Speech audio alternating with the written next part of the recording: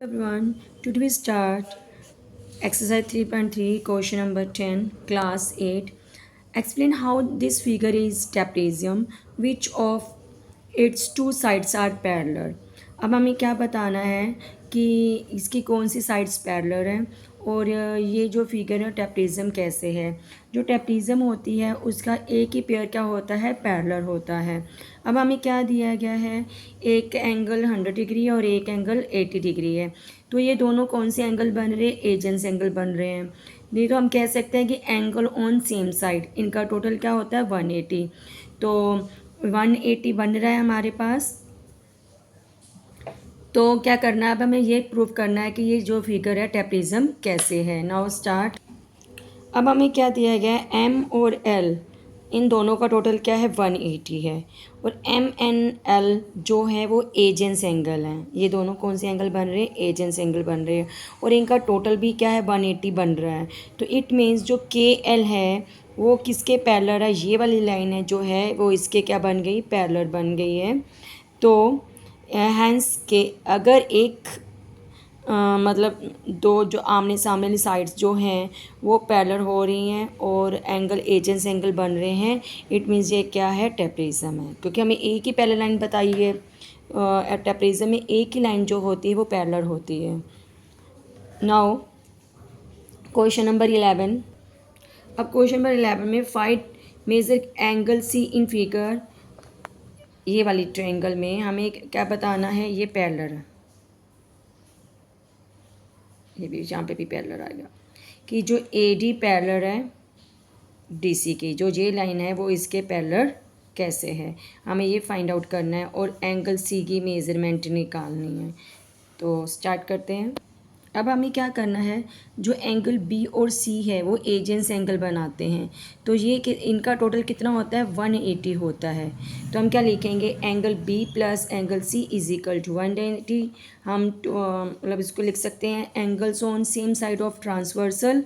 नहीं तो एक और रीज़न लिख सकते हैं, adjacent angle of parallelogram is 180। तो एंगल बी हमें 120 दिया है, सी निकालना है 180 है।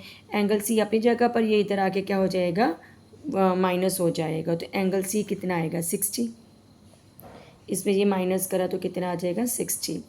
Now question number 12। Question number 12 में क्या निकालना है, find the measure of angle P. P की मेजरमेंट निकालनी है और एस की निकालनी, इन दोनों की मेज़रमेंट निकालनी है। और हमें क्या दिया गया है कि जो एस पी है, ये वाली लाइन पैरेलल है आर क्यू के, ये आपस में क्या है, पैरेलल है। ठीक है। तो हमें उसने क्या कहा, if you find measure R is there more than one method, मतलब इसके और भी मेथड हो सकते हैं। हमें एक निकाला है तो दो तीन तरह के मेथड हो सकते हैं क्या, तो हमें ये मेंशन करना है।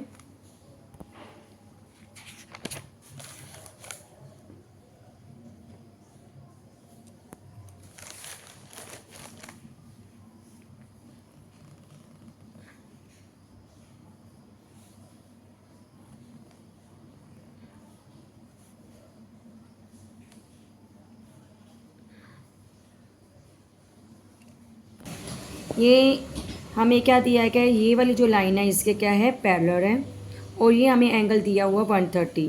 तो हम ये देख रहे हैं ये हमें 90 का एंगल होता है। जब भी ये ऐसी शेप बनी होती है तो इट मीन्स इसका क्या होता है, 90 डिग्री होता है।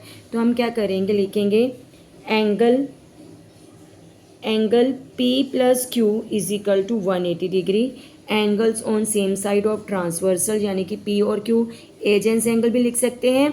और मैंने आपको बताया था यहाँ पे एजेंस एंगल भी आ सकता है, हम लिख सकते हैं इसको, जो मैंने लास्ट टाइम बोला था। ये ठीक है, इनका टोटल भी क्या होता है 180 होता है। तो angle P plus Q is equal to 180। Angle P हमें निकालना है और हमें ये क्या दिया हुआ है, 130 दिया हुआ है। तो 130 is equal to 180। Angle P निकालना है तो क्या करना है,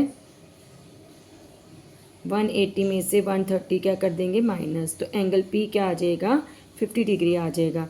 अब हम क्या लेंगे, एंगल आर और एस, इससे ये भी एजेंस एंगल है, नहीं तो क्या बोल सकते हैं, angle on the same side of transversal.